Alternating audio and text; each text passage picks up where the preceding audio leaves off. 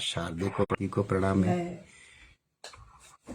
देवादिदेव महादेव की जय हो। माता सीता की, प्रभु श्री रामचंद्र जी की जय। लखन लाल जी, हनुमान सभी, भरत जी, शत्रुघ्न की जय। ब्रह्मा विष्णु महेश की जय। भगवान लक्ष्मी नारायण को प्रणाम है। अपने अपने माता पिता को प्रणाम है। सदगुरु को प्रणाम है। और सबके हृदय में विराजमान भगवान लक्ष्मी नारायण को प्रणाम है।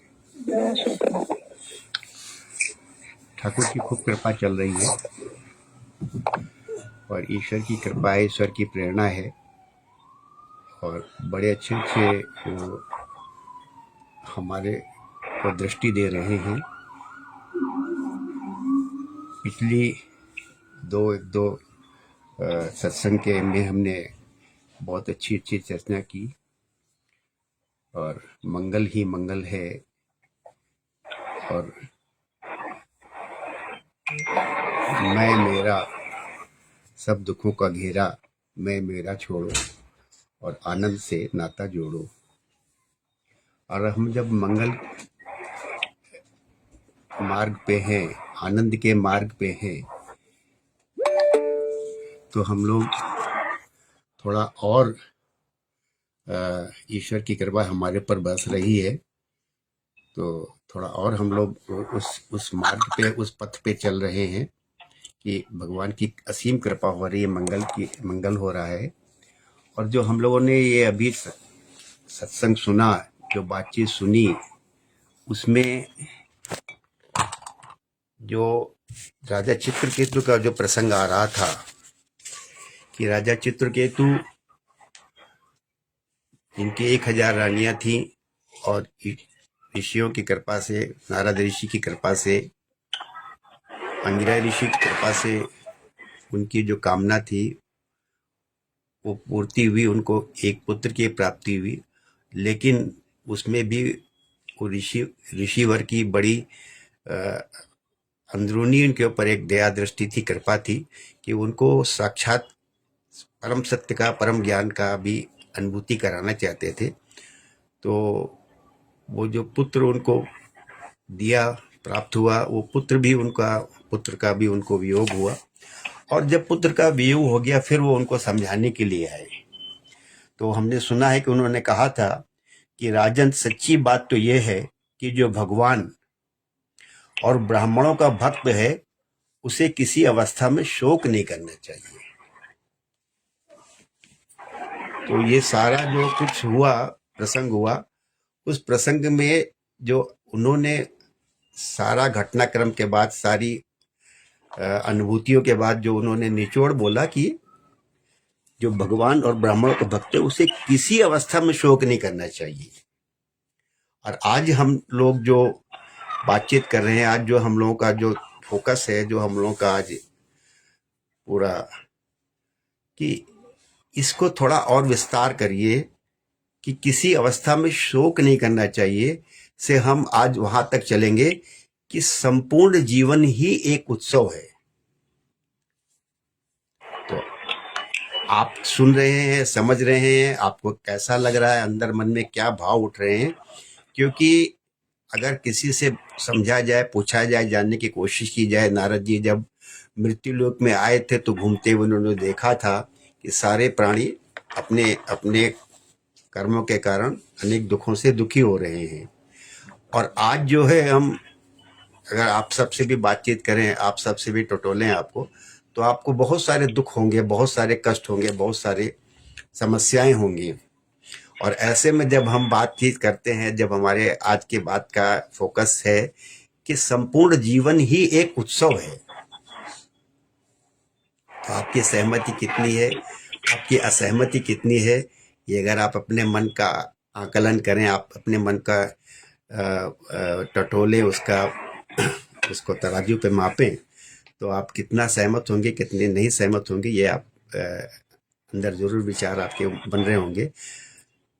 हम आज चर्चा केवल इस पे ही ज्यादा ध्यान केंद्रित करेंगे कि संपूर्ण जीवन एक उत्सव है। और जो हमारा सनातन धर्म है,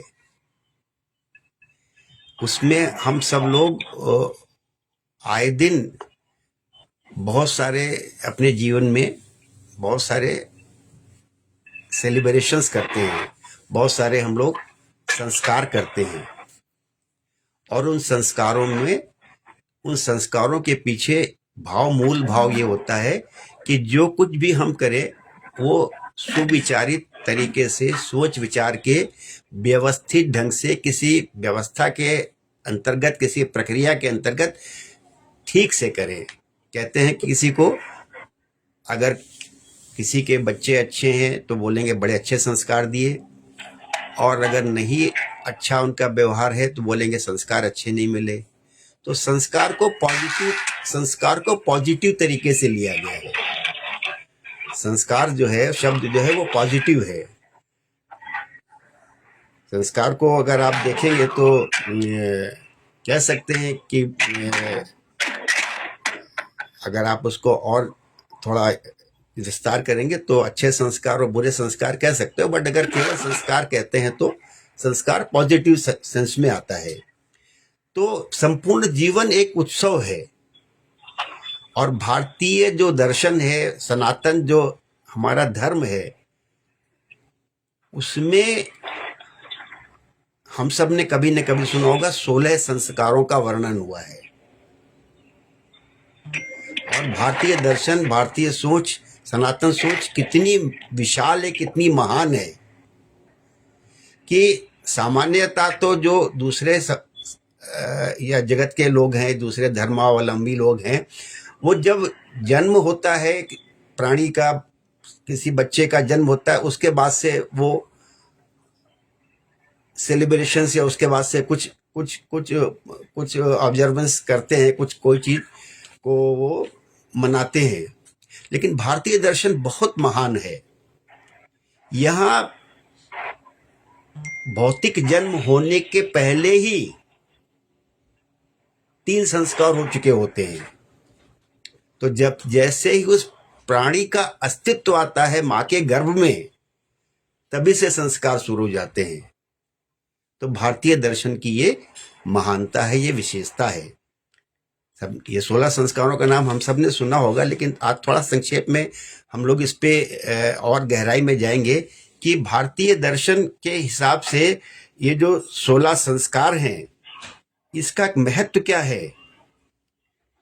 और ये जो 16 संस्कार हैं,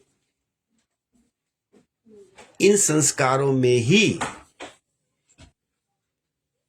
एक जो संस्कार है जो सबसे अंत में संपन्न किया जाता है, सारा संसार उसको लेके बड़ा भयभीत रहता है, बड़ा डरा हुआ रहता है।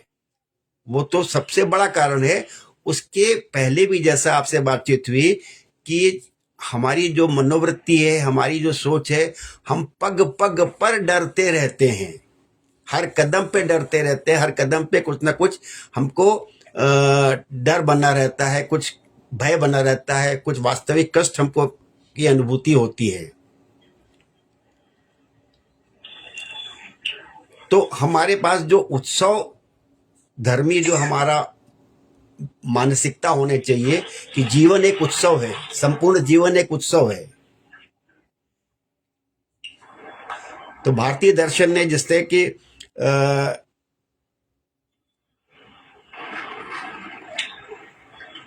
आप बच्चे के जन्म होने से पहले ही 3 संस्कार हो चुके होते हैं: गर्भाधान संस्कार, पुंसवन संस्कार और सीमांतोन्नयन संस्कार। एक अच्छे और स्वस्थ शिशु के जन्म के लिए किया जाने वाला पहला संस्कार गर्भाधान संस्कार है। हमारे यहाँ ये मौज मस्ती का जीवन नहीं है, ये ईश्वरीय सृष्टि के कुछ नियम है, ईश्वरीय सृष्टि के कुछ प्रक्रिया है। उस प्रक्रिया के तहत अंतर्गत सब कुछ आगे संपन्न हो रहा है। तो वहां से शुरुआत होती है।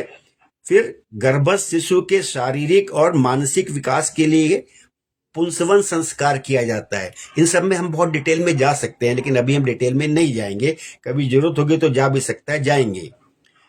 फिर सीमांतोन्नयन संस्कार गर्भावस्था के दौरान मां के मन को शांत और प्रसन्न रखने तथा शिशु के मस्तिष्क के विकास के लिए किया जाता है। तो आज के विज्ञान ने भी अब इसको मान्यता प्रदान करना शुरू कर दिया है। अर्जुन अ, के पुत्र अभिमन्यु के बारे में हम सब ने सुन रखा है कि किस तरह से अभिमन्यु को जब वो गर्भ में थे तभी उनको बहुत सी विद्याओं का ज्ञान हो गया था। चक्रव्यूह के बारे में, एक अंतिम चक्रव्यूह से बाहर निकलना छोड़, जबकि उनकी माता को नींद आ गई थी, उस समय उसके पहले चक्रव्यूह में प्रवेश करना, चक्रव्यूह को तोड़ना उन्हें पता हो गया था। तो हमारा दर्शन, हमारा धर्म ये बड़ा सकारात्मक रूप से प्रत्येक चरण को लेता है, प्रत्येक स्थिति को, प्रत्येक क्रम को, प्रत्येक सोपान को बहुत ही सकारात्मक व्यवस्थित तरीके से लेता है, एक उद्देश्य परक रूप से लेता है।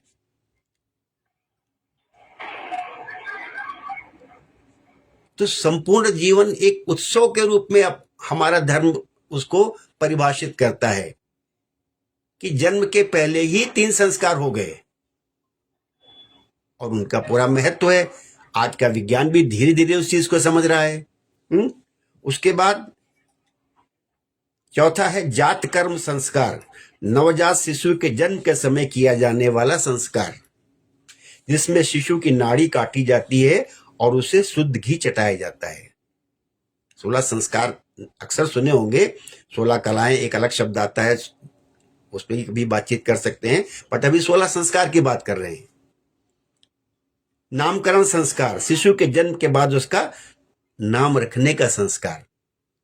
और जब संस्कार करते हैं तो कुछ न कुछ हम अपने इष्ट मित्रों को, संबंधियों को आमंत्रित करते हैं, कुछ उत्सव मनाते हैं, कुछ खान पान होता है, कुछ गीत नृत्य होता है, यथा योग्य सब लोग अपने करते हैं। लेकिन ये प्राचीन भारतीय संस्कृति का ये एक क्रम है। नामकरण संस्कार, आज के टाइम में ये सब चीजें नहीं हो रही हैं, पुराने जमाने में विधिवत रूप से की जाती थी। निष्क्रमण संस्कार, शिशु को पहली बार घर से बाहर निकालकर प्रकृति के दर्शन कराने का संस्कार, ये भी एक संस्कार है। अन्नप्राशन संस्कार, अब आज के टाइम में वेस्टर्न कल्चर में या दूसरी पद्धतियों में तो ये सब चीजें इतनी मान्यता नहीं प्राप्त कर रहे हैं। अपने सनातन धर्म के मानने वालों में भी बहुत सी जगह ये सब चीजें हो नहीं पाती हैं। आज जो है न्यूक्लियर फैमिली का कंसेप्ट है, पता ही नहीं कि क्या क्या संस्कार होने हैं। अन्नप्राशन संस्कार, शिशु को पहली बार ठोस भोजन खिलाने का संस्कार, किस बर्तन में शिशु को पहला भोजन कराना है, किसके हाथ से कराना है।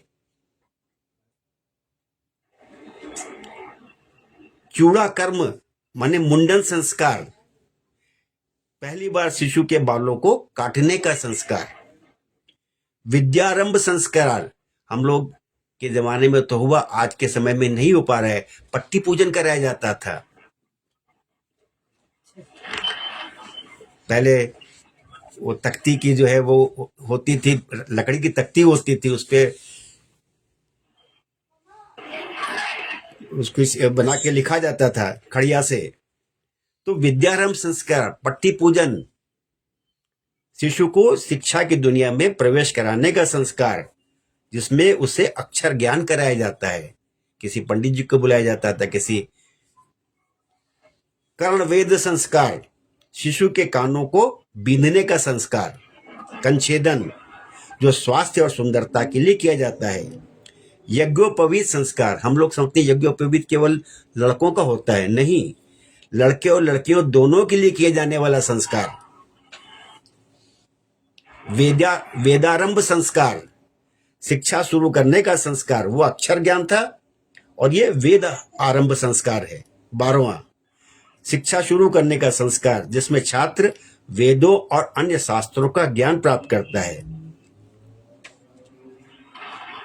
पुराने जमाने में गुरुकुल की परंपरा थी, तो केशांत संस्कार, ब्रह्मचर्य के दौरान दाढ़ी मूछ के पहले बाल बढ़ने पर किया जाने वाला संस्कार। समावर्तन संस्कार, शिक्षा पूर्ण करने के बाद गुरु ग्रह से घर लौटने का संस्कार, विवाह संस्कार, ये तो सब लोग इसके वाकिफ हैं। मनुष्य के जीवन का महत्वपूर्ण संस्कार जब वो गृहस्थ जीवन में प्रवेश करता है। और सबसे अंत में 16वां अंत्येष्टि संस्कार, मृत्यु के बाद शरीर का अंतिम संस्कार, जो व्यक्ति को सद्गति प्रदान करता है। तो अभी हम जो आज अपना ध्यान केंद्रित कर रहे हैं कि संपूर्ण जीवन एक उत्सव है। भारतीय परंपरा में, भारतीय दर्शन में संपूर्ण जीवन को एक व्यवस्थित तरीके से, सकारात्मक तरीके से, किसी उद्देश्य परक तरीके से उसको मनाया जाता है। तो इसमें बाकी जो संस्कार हैं उससे तो शायद आप सब लोग सहमत आसानी से हो जाएंगे कि हाँ, वो उत्सव हैं। जो पहले के 15 संस्कार हैं उससे तो हम और आप कुछ संस्कारों को मनाते भी हैं। विवाह संस्कार तो प्राय सब जगह होता ही होता है, बड़े धूमधाम से मनाया जाता है। और भी मुंडन संस्कार है, और भी संस्कार भी हम लोग करते हैं, सेलिब्रेट करते हैं। फंक्शन रखना, संस्कार एक ही बात होगी। इंग्लिश में हम फंक्शन करते हैं, फंक्शन कर रहे हैं आज हम, इसका फंक्शन है, उसका फंक्शन है। तो ये आज हमारा ज्यादा ध्यान, ज्यादा दृष्टिपात इस पे होगा कि संपूर्ण जीवन उत्सव अगर जब हम कह रहे हैं तो ये 15 संस्कार तो हमारे उत्सव हैं ही, 15 संस्कार तो हमारे उत्सव हैं ही। लेकिन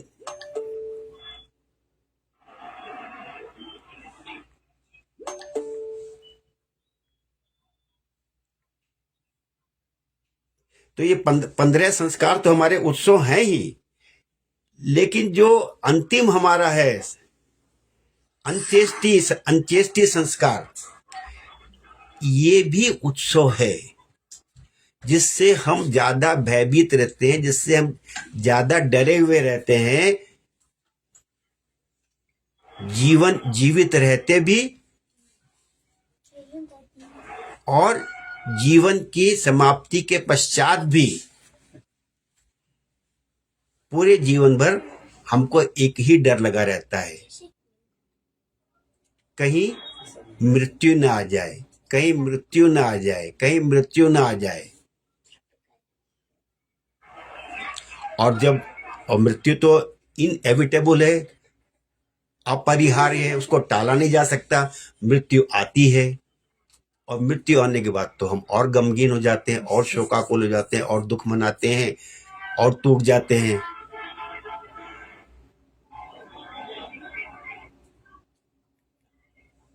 तो जो ये 15 संस्कार में भी कई बार हम उतनी ज्यादा उसको संलग्नता के साथ, उसको अंतर्मन के साथ नहीं मना पाते हैं। लेकिन अंतिम संस्कार से तो हम सब डरे हुए रहते हैं। यहां पर क्या हुआ, जो हम कथा सुन रहे थे कि वो उनका इकलौता पुत्र जो था, 1000 रानियां थी, 1000 रानियों का के बीच में इकलौता पुत्र था, और वो पुत्र भी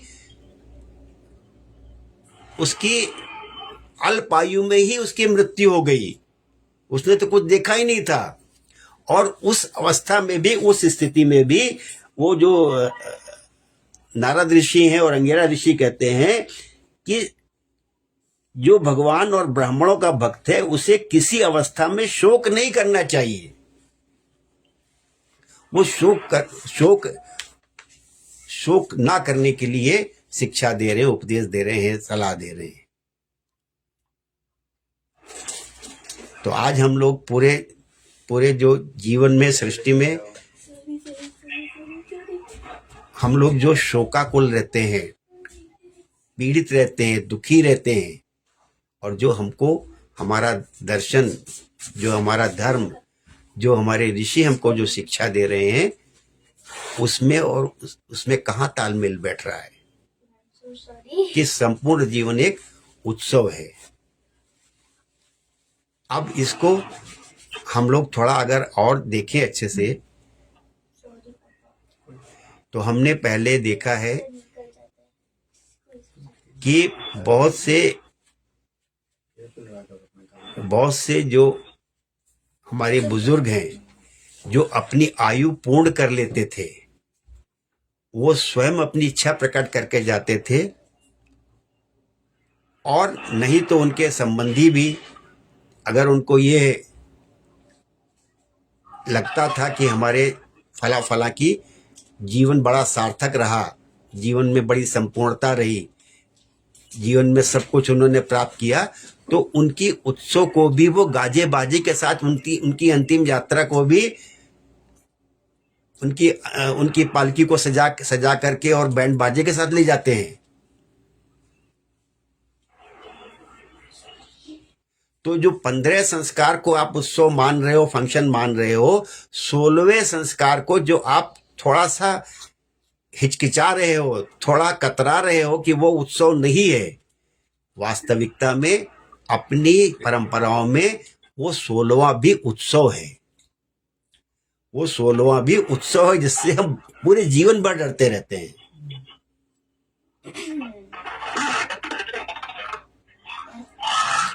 और अगर पुरानी घटनाओं को याद करेंगे तो पुराने बुजुर्ग लोग अपनी, जिन्होंने वास्तविकता में एक एक संपूर्णता प्राप्त कर ली होती है, जिन्होंने तृप्ति जिनको हो गई, संतुष्टि जिनकी हो चुकी थी जीवन से, वो कहते हैं कि मेरा जीवन, मेरी मेरी अंतिम यात्रा भी एक धूमधाम से उठनी चाहिए।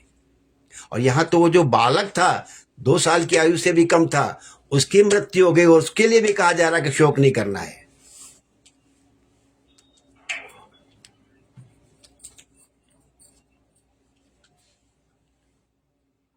तो अब आके आप असमंजस में फंस रहे हो कि भाई हम करें क्या, फिर करें क्या। हम तो पहली बात जीवन भर डरते रहते हैं, एक ही चीज का डर ज्यादा लगा रहता है, क्या होगा क्या होगा क्या होगा, मेरा क्या होगा, मेरे बाद क्या होगा।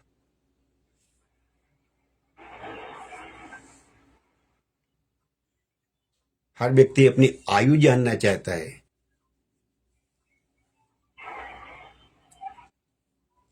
तो दो दो बातें आपकी हमारी समझ के लिए बहुत जरूरी हैं। एक है वास्तविक ज्ञान, ब्रह्म ज्ञान, आध्यात्म का ज्ञान, और दूसरा व्यवहारिकता का ज्ञान। दूसरा व्यवहारिकता का ज्ञान।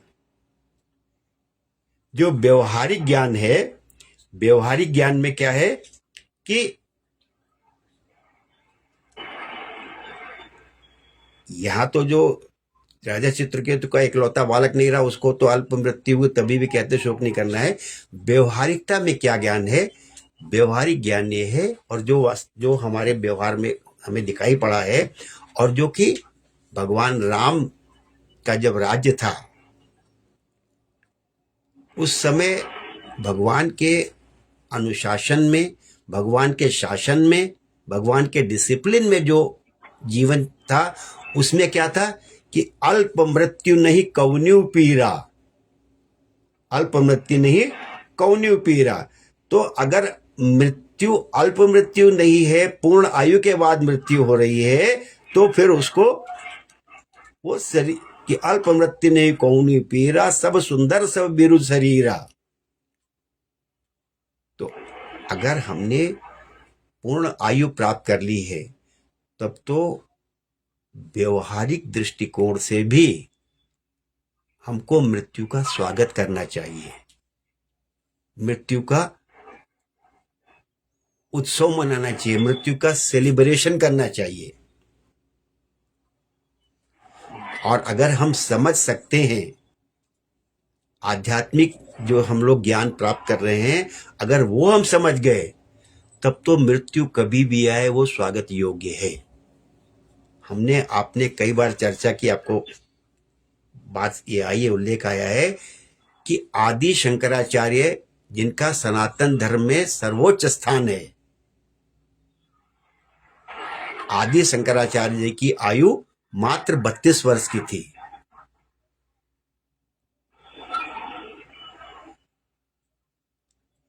और आदि शंकराचार्य के बाद आधुनिक युग में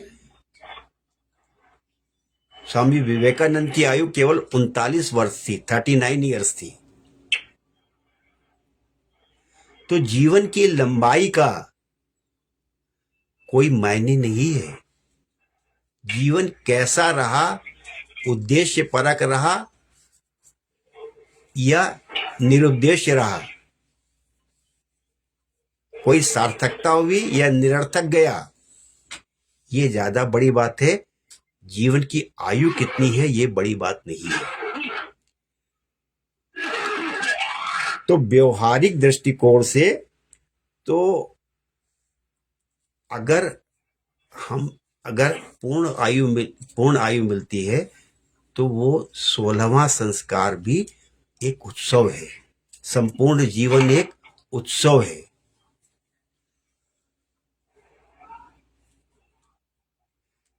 और अल्प मृत्यु अगर है तो आध्यात्म की भाषा में, ज्ञान की भाषा में, वो भी शोक का कारण नहीं है।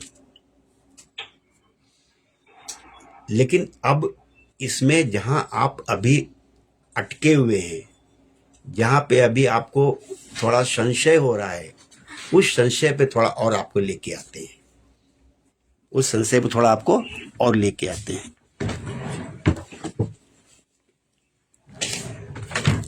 ये आज आपकी जो चर्चा होने जा रही है, ये चर्चा अगर आप समझ जाएंगे तो आपके जीवन की बहुत सारी जो उलझने हैं उसका समाधान हो जाएगा।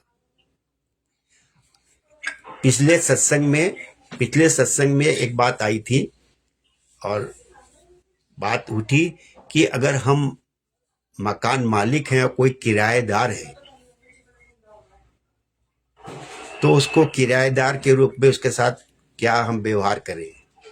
किराएदार, इसको आप और एक्सपेंड कर सकते हैं। आप माता पिता हैं तो बच्चे के साथ कैसा व्यवहार करेंगे।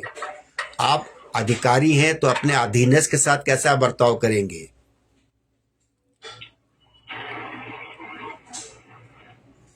आप गुरु हैं तो अपने शिष्य के साथ कैसा बर्ताव करेंगे। क्या आध्यात्म की भाषा में जो आपको समझाया जा रहा है कि आपको उसको हर चीज, किसी चीज को माइंड नहीं करना है, किसी चीज को बुरा नहीं मानना है। आपको ये बात कई बार आपको ऐसा लगने लगता है कि आध्यात्म की भाषा में आपको ये सिखाया जा रहा, समझाया जा रहा है कि आप किसी चीज को माइंड नहीं करेंगे। अगर आपका किराएदार है, अगर आपका पुत्र है, आपका बेटा है, आपकी बेटी है, आपकी बहू है, आपके अधीन काम करने वाला कर्मचारी है, या इसकी उल्टी स्थिति भी हो सकती है। आप वो अपर लेवल था, आप लोअर लेवल मान लीजिए हैं। आप अधीनस्थ कर्मचारी हैं, आप बहू हैं कि आप बेटा हैं कि आप बेटी हैं, आप कर्मचारी हैं, आपका बॉस है। तो क्या करना चाहिए हमको? तो अध्यात्म में सिखाया जा रहा है, बताया जा रहा है कि भैया किसी चीज को माइंड नहीं करना है, शोक नहीं करना है, बुरा नहीं मानना है। तो यहां कहा गया है कि आपको शोक नहीं करना है। किसी के यहाँ, किसी के विवाह पे आप जाओ, किसी के विवाह कार्यक्रम में जाओ और विवाह के कार्यक्रम में उसको जब सब लोग शुभकामनाएं देते हैं, आप बोल दो राम नाम सत्य है, क्या चलेगा? किसी के बच्चे का जन्म हुआ है और आप बोलो जाकर राम नाम सत्य है। आज आपकी इस पहेली का, आज आपके इस संशय का थोड़ा निवारण करने का प्रयास है कि हमें भगवान क्या कह रहे हैं, हमें गीता क्या कह रही है, हमारे कृष्ण जी के हमें क्या बता रहे हैं। संपूर्ण जीवन एक उत्सव है, लेकिन उसमें इफ और बट भी लगा हुआ है। संपूर्ण जीवन एक उत्सव है लेकिन उसमें इफ एंड बट लगा हुआ है। इफ एंड बट क्या लगा हुआ है कि गीता में क्या कहा गया है। आदि शंकराचार्य का जो हमने नाम लिया, आदि शंकराचार्य की परीक्षा भगवान शिव ने ली थी।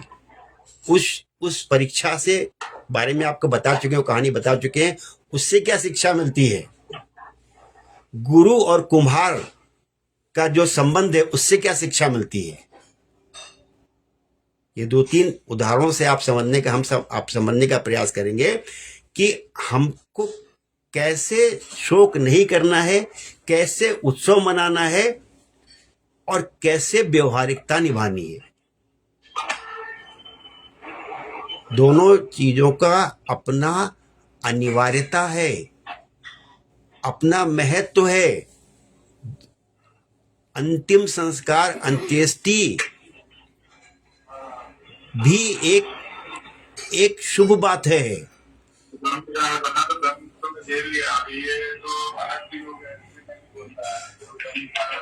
तो आपको सबसे पहले जो हम गीता पे आते हैं कि गीता में क्या कहा गया है। सबसे पहले गीता में आते हैं। गीता में क्या कहा गया है।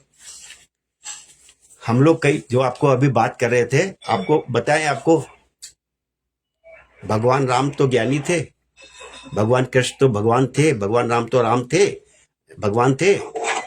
भगवान राम ने भी अपने पिता का और जटायु का श्राद्ध कर्म किया था, अंतिम संस्कार किया था। उनसे बड़ा ज्ञानी तो कोई था नहीं। भगवान कृष्ण जो है अपने एक ससुर के निधन के बाद वहां शोक संवेदना प्रकट करने गए थे। भगवान कृष्ण अपने ससुर के जब घर में गए तो वहां ये नहीं कहा कि बहुत अच्छा हुआ, बहुत अच्छा हुआ, हम ज्ञानी हैं।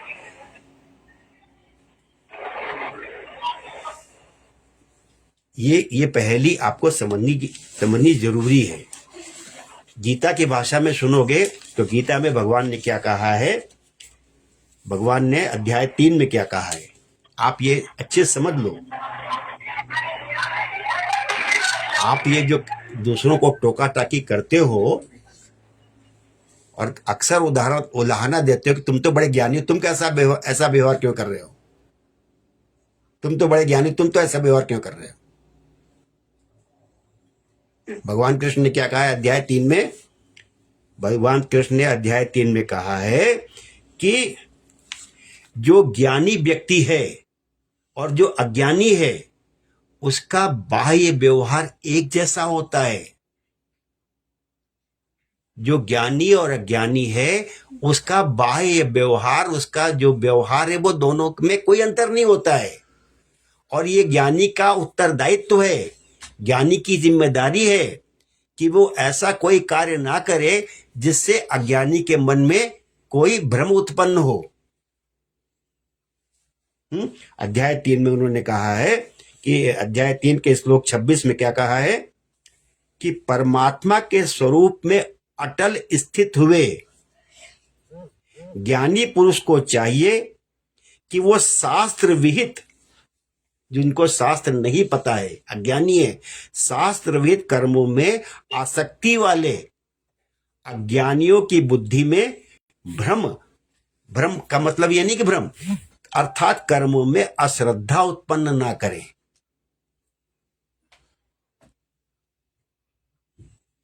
किंतु स्वयं शास्त्र विहित, एक बात और जोड़ दी, किंतु स्वयं शास्त्र विहित समस्त कर्म भली भांति करता हुआ उनसे भी करवावे।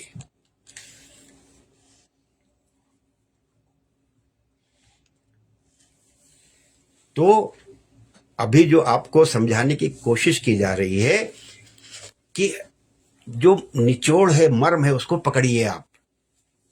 आप जो है मर्म से घबरा जाते हो, कतरा जाते हो और वहीं पर आपकी स्थिति गड़बड़ा जाती है।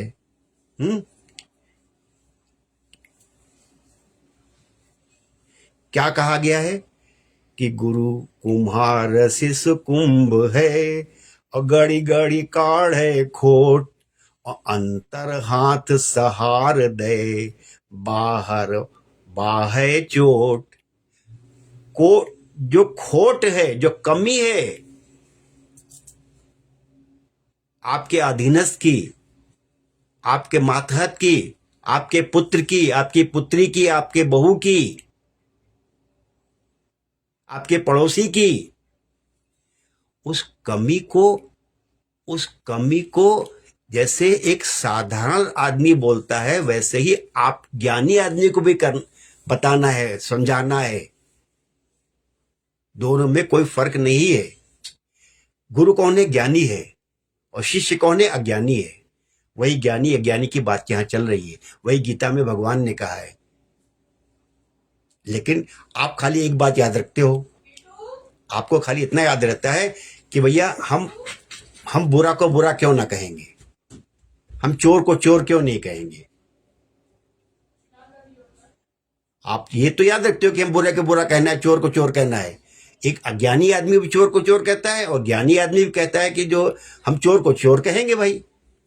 आप लेकिन दूसरी बात भूल जाते हो, आप उससे बैर ठान लेते हो, आप उसका अहित करने लगते हो, आप उससे बदला लेने की सोचने लगते हो, आप उसके प्रति कसर रख लेते हो, मौका मिले तो हिंसा भी कर देते हो, आप बदला निकालते हो। बस यही फर्क है।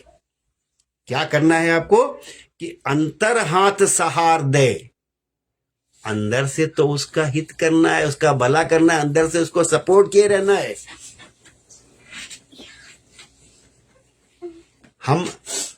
हम जो है किसी से हमारी दुश्मनी कर लेते हैं हम लोग, और दुश्मनी करके फिर हम जो है जहां बदला मिले, जहां मौका मिले, उसको पूरा नीचा दिखाने का, उसको खत्म करने का, उसको पूरा कर डालते हैं, प्रयास कर डालते हैं। तो जो आपके प्रश्न रोज उठता है कि हम चोर को चोर क्यों ना कहें, गलती क्यों ना निकाले अपने कर्मचारी की, अपने मातहत की। आपको ज्ञानी बनना है। ज्ञानी और अज्ञानी के व्यवहार में भगवान कृष्ण ने कहा है कि सामने से कोई अंतर नहीं होना चाहिए।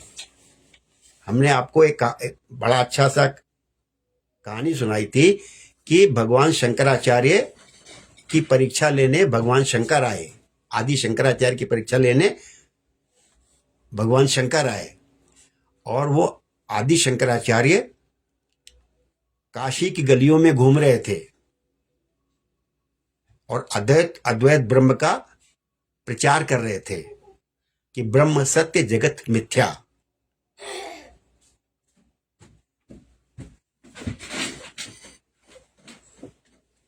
भगवान शंकर ने आदि शंकराचार्य के पीछे शिकारी कुत्ते दौड़ा दिए, और जब शिकारी कुत्ते दौड़ा दिए तो शंकराचार्य भागने लगे, कुत्ते पीछे पीछे, आदि शंकराचार्य आगे आगे। भगवान शंकर हंस पड़े, क्यों महात्मा, क्यों गुरु, आप तो कहते हो सब जगत मिथ्या है। तो आदि शंकराचार्य जी रुके। ये कथा बड़ी गंभीर है, आप समझ पाओ तो ईश्वर की कृपा आपके ऊपर है। भगवान तो आदि शंकराचार्य हंस पड़े, बोले प्रभु मेरा भागना भी मिथ्या ही है, मेरा भागना भी माया ही है, मेरा भागना भी माया ही है। तो भगवान शंकर ने उनको गले से लगा लिया। कथा लेकिन इसके जो है मर्म, अगर आप समझ जाओगे तो समझ जाओगे। आपको जैसे एक अज्ञानी को अपना बचाव करता है, जैसे एक अज्ञानी रक्षा करता है,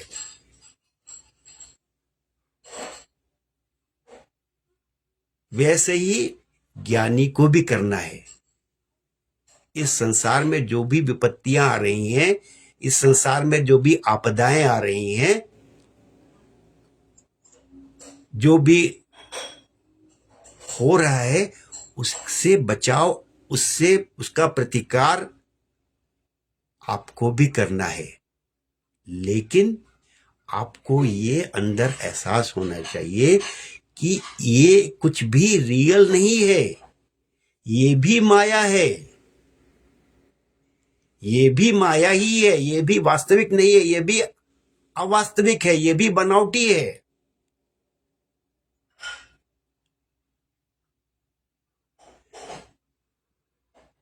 तो ज्ञानी और अज्ञानी के व्यवहार में कोई फर्क नहीं होना चाहिए। आप जब किसी की मृत्यु हुई है, अगर पूर्ण आयु में हुई है तब तो ठीक ही है, अल्प आयु में भी हुई है, दोनों स्थिति में आपको जाकर के ज्ञानी होने के बावजूद भी शोक संवेदना प्रकट करनी है, शोक प्रकट करना है। आप उसके घर पे जाकर के ये नहीं कहोगे कि बहुत अच्छा हुआ कि डेथ हो गई।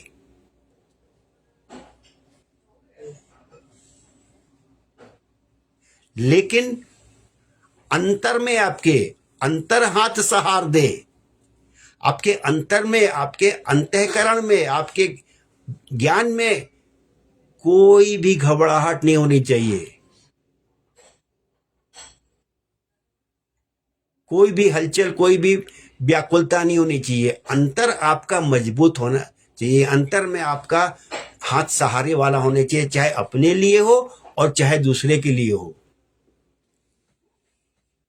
कि ये सब माया है, ये आना जाना सब माया है।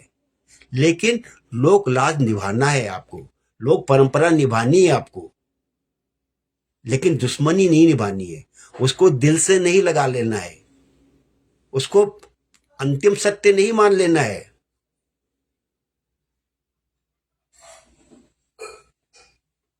ये सुन रहे हैं आप, बड़ी बात है, अमल कर जाएं तो और बड़ी बात है। कहीं कहीं कहीं आप ज्ञानी अज्ञानी के फर्क देखिए क्या है ना, कि गुरु ग्रह पढ़न गए रघुराई और अल्पकाल विद्या सब पाई। भगवान कृष्ण को या भगवान राम को किस किस ज्ञान की जरूरत थी? भगवान कृष्ण को या भगवान राम को किस ज्ञान की जरूरत थी? उनको तो बस, वो तो ज्ञान के पूर्ण ज्ञानी है, वो तो पूर्ण ज्ञान उनके पास है। लेकिन लोक परंपरा का निर्वाह वो करते हैं, वो भी गुरु के पास जाते हैं।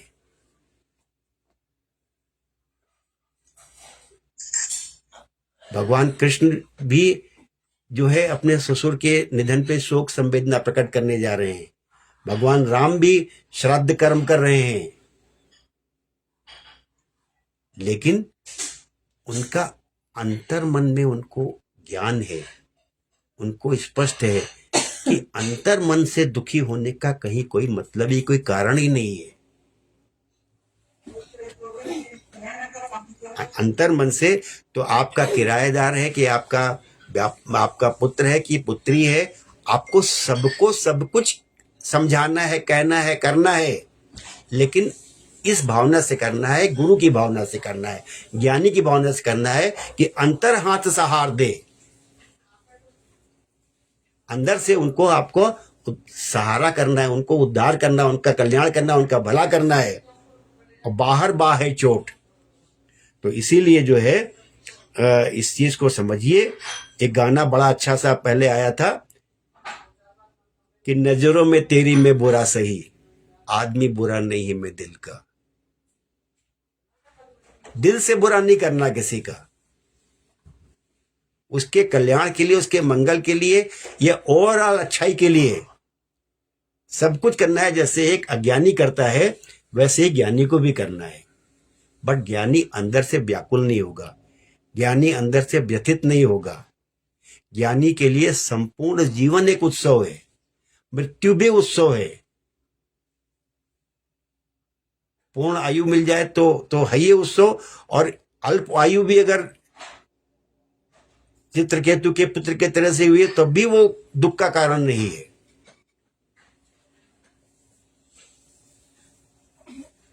तो ये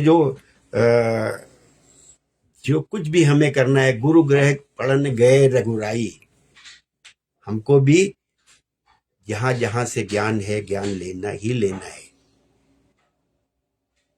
हमको जहां जहां जो लोक परंपरा है वो निर्वाह करनी ही करनी है, लेकिन अंदर मन से ये हमको पता होना चाहिए कि ये सारा आवागमन, ये सारा क्रियाकलाप, ये सब मायामय है।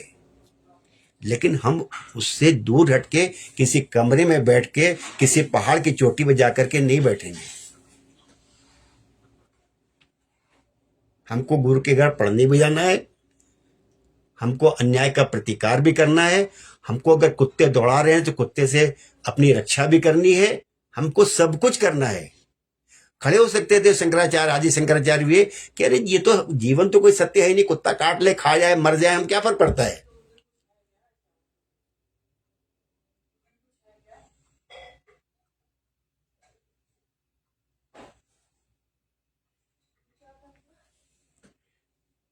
तो ये जो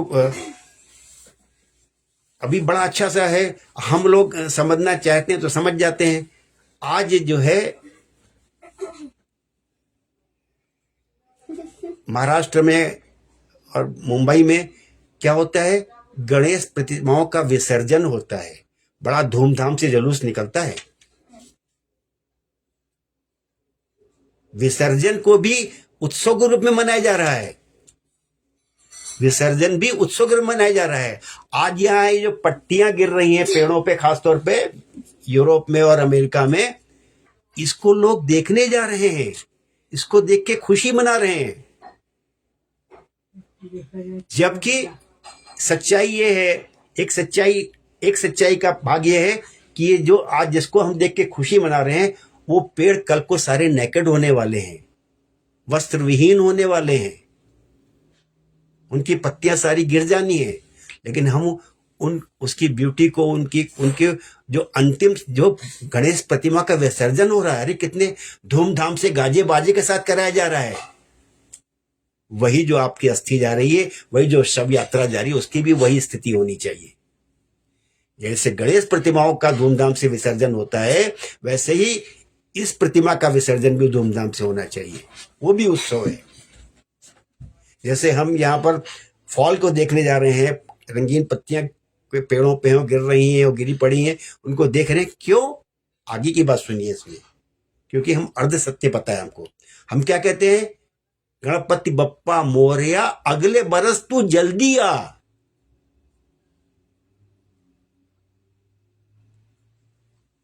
अगले बरस तू जल्दी आ। कुछ लोगों को जिनका माइंडसेट थोड़ा संकीर्ण है, बहुत अपने को ज्यादा ज्ञानी समझते हैं, वो कहते हैं ये क्या भगवान की मूर्ति को जाकर के इतनी सुंदर सुंदर मूर्ति को जाकर के वहां पे पानी में डुबो देते हैं, फेंक देते हैं, ये कर देते हैं, वो कर देते हैं, और ये तो भगवान होते हैं। एक बार गणेश की प्रतिमा ले आओ, हर साल पूजा उसी करो, बार बार भगवान को बदलो क्यों? बार बार भगवान को क्यों बदलो? उनके लिए यहाँ रहस्य छुपा हुआ है, आपके लिए शिक्षा छुपी हुई है कि इस संसार में अच्छी से अच्छी वस्तु का भी विसर्जन होना है।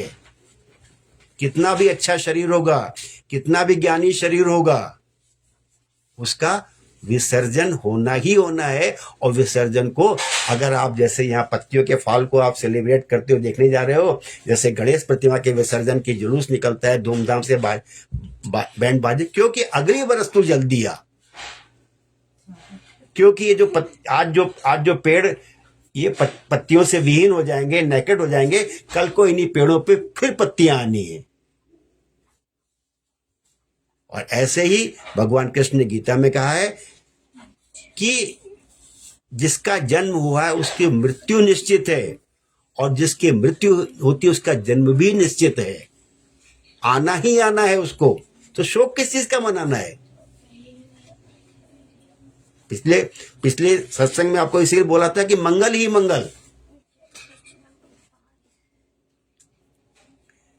मंगल ही मंगल है, शुभ ही शुभ है। शोक क्यों मनाना है? संपूर्ण जीवन एक उत्सव है।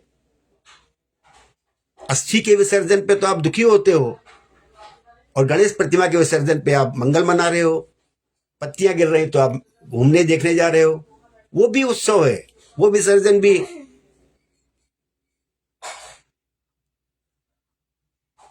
लेकिन फिर आपको घुमा के ले आते हैं उसी पॉइंट पे, आपको लोकाचार निभाना ही निभाना है। आपको किसी के जन्म के समय, किसी के शुभ विवाह पे जो लोकाचार है उसको पालन करते हुए वहां जाके राम नाम सत्य नहीं कहना है। लेकिन गुरु की तरह से, ज्ञानी की तरह से आपको अगर कुछ भी कहना है वो कहना ही कहना है, बट अंदर से उसका शुभ सोचना है, अंदर से उसका भला सोचना है, अंदर से उसकी अच्छाई सोचनी है, अंदर से उससे शत्रुता नहीं करनी है, अंदर से उससे वैर नहीं ठानना है। कि अब तो ये जन्म जन्मांतर के लिए हमारा लड़का लड़की बहू बेटा जो है वो मेरे शत्रु ही हो गया, खराबी हो गया। ये कर्मचारी मेरा मेरा मेरे लिए इसका होना न होना बराबर हो गया।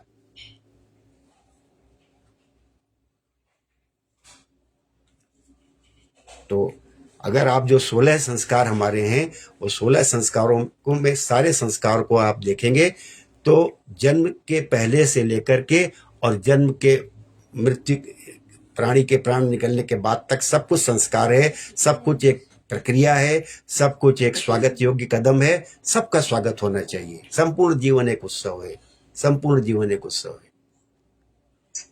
जय श्री कृष्ण, जय श्री कृष्ण, जय श्री कृष्ण। श्री कृष्ण। ये जो बातचीत चल रही है, जैसे आपसे पहले भी बातचीत होती है, ये कथा हरि की बहुत सुंदर है, भागवत जी की बहुत सुंदर है।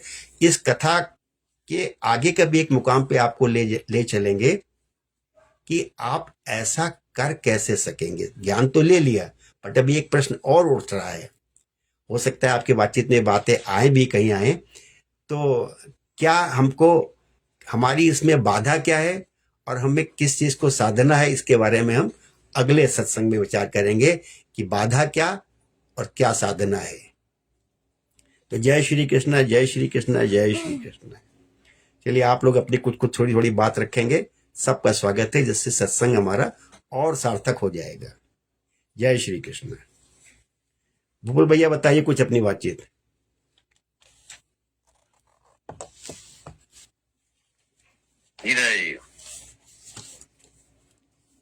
नहीं, आप एक मतलब बात 16 श्रृंगार वाली 16 संस्कार की बात पूरी पता चली और बोले संस्कार का नाम आपने लिया तो मतलब चीजें थोड़ी क्लियर और भी हुई हैं।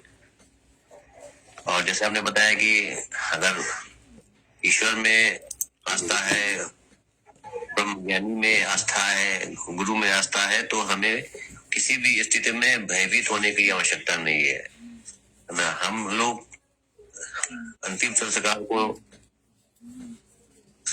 डरे हुए से मंत्र बनाते हैं, लेकिन सत्य यही है कि वहां से एक नया जीवन शुरू होता है। सर्किल का एक पॉइंट हम अगर पकड़ लें तो सर्किल अगर राउंड होके नीचे नीचे नीचे आ रहा है, लेकिन फिर धीमे धीमे फिर ऊपर चल के फिर टॉप पे पहुंच जाता है। तो उसी तरह से जीवन भी है। जैसे ही हमारा एक जीवन समाप्त होता है तो तुरंत नए जीवन की प्राप्ति होती है।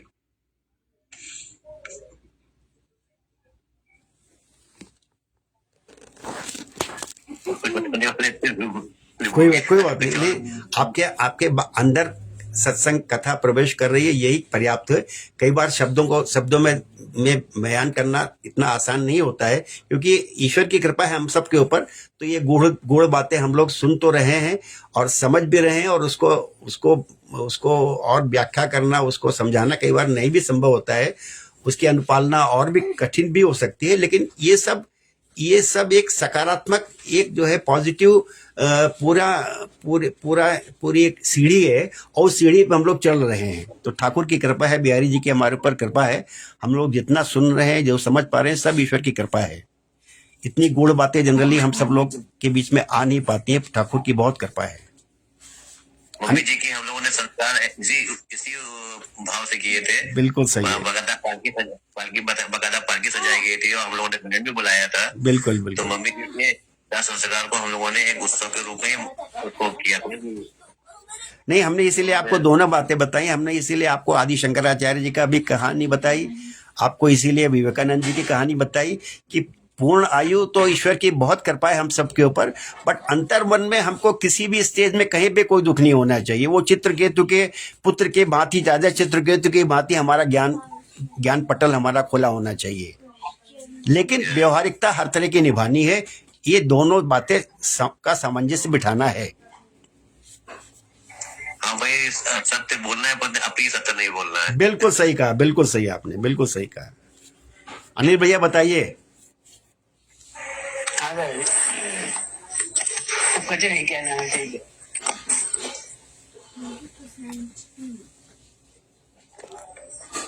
क्या विचार उमड़ रहे हैं, कुछ थोड़ा बहुत व्यक्त करिए। मतलब लाइफ को हर स्टेज में एंजॉय करना है ये चीज है बस। बहुत बढ़िया है। ये हम लोग बहुत अच्छी चर्चा बहुत बार कर चुके हैं, करते भी रहेंगे। जो तथाकथित रूप से हमारे लिए निगेटिविटीज भी हैं, वो हमारे लिए पॉजिटिविटीज के लिए आई हैं, हमारे सुधार के लिए आई हैं। तो जो बात आप कह रहे हो बिल्कुल सही कह रहे हो कि हर स्टेप को, हर परिस्थिति को एंजॉय करना है।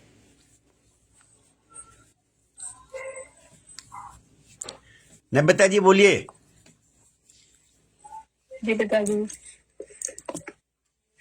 बहुत अच्छा था, ज्ञानवर्धक था हमेशा की तरह। और आपके पॉइंट्स ये सब अच्छा लगा। काका जी ने जैसे समझ किया, बड़े चाचा ने बताया तो वही कि अपना जो ज्ञानी है और अज्ञानी है उसके प्रति आपको अपने जो बर्ताव है उसमें किसी तरह का अंतर नहीं रखना चाहिए। और दूसरा, हाँ, कि पूरे जीवन को एक उत्सव की तरह बिताना चाहिए। तो सुंदर है, बहुत अच्छा था, यही कहना है। प्रखर भैया आप बताइए।